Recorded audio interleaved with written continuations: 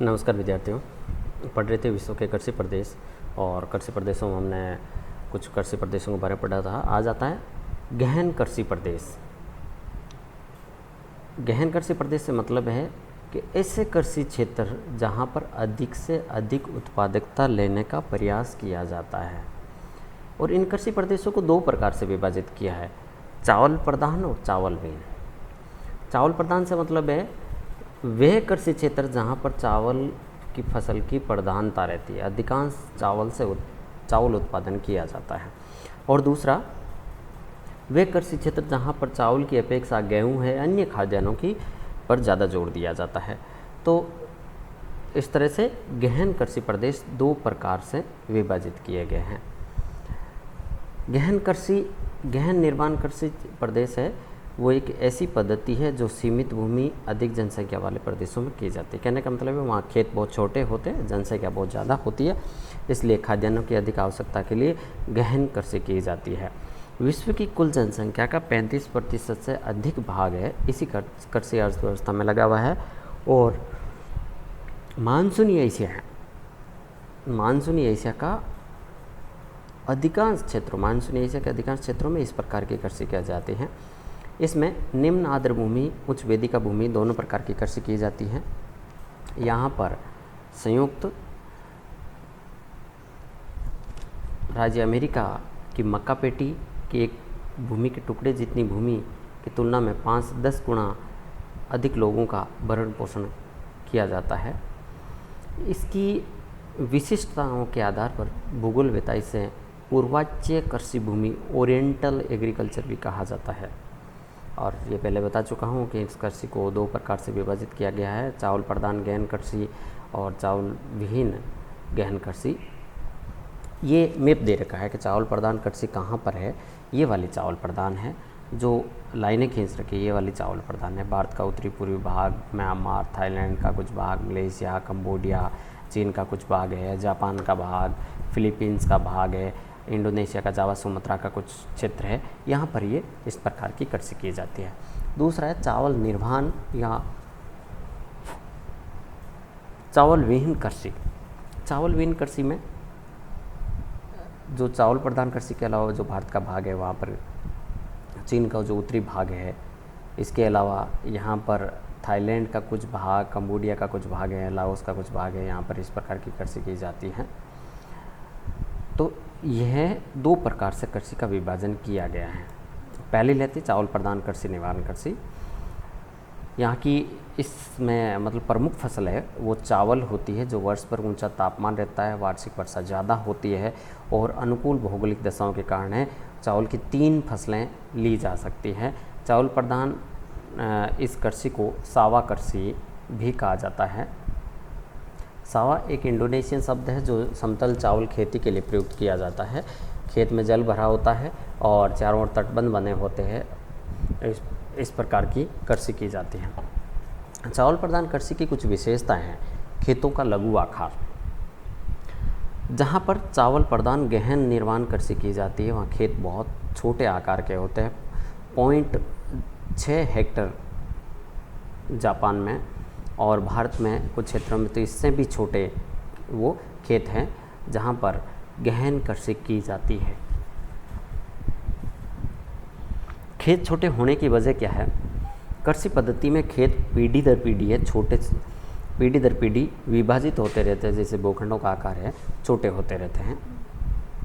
उसके बाद दूसरी आती है मानव श्रम प्रदान।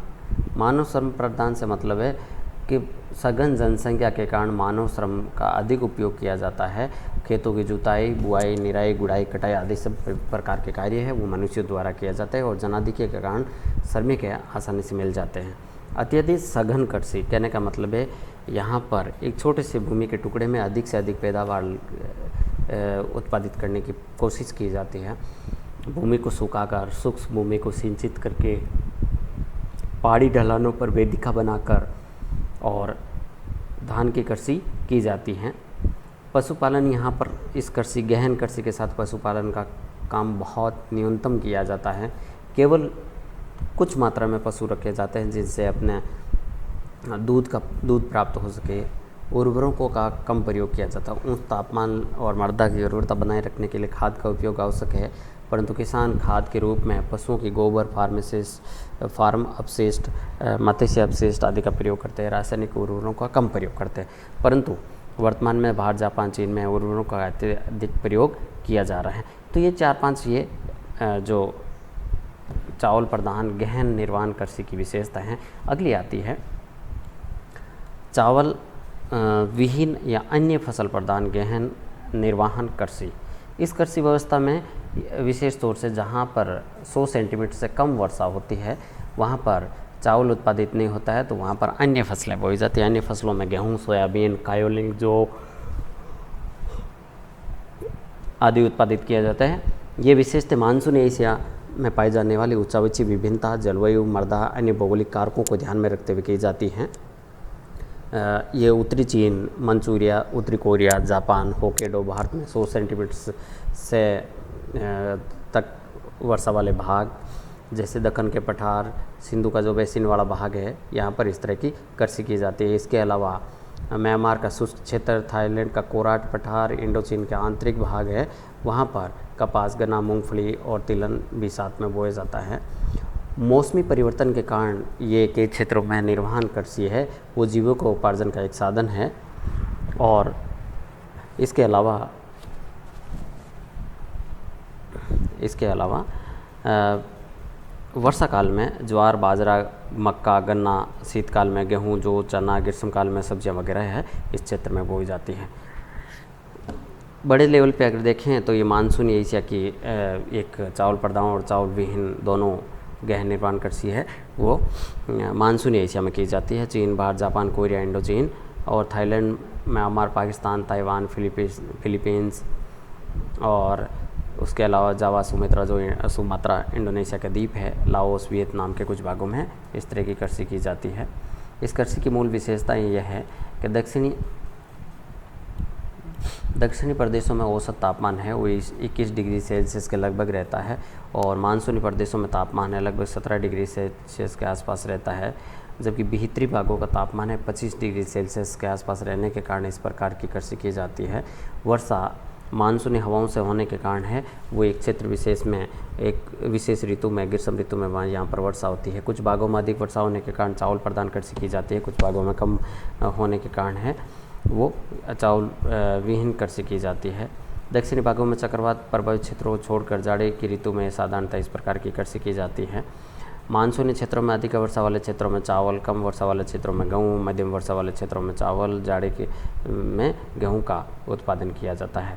वर्षा मौसमी व अविश्वसनीय है, जिसके कारण कृषि में सिंचाई का महत्वपूर्ण स्थान है। लाल पीली मिट्टी जहाँ पर भी पाई जाती है इस प्रकार की कृषि अधिकांशतः की जाती है।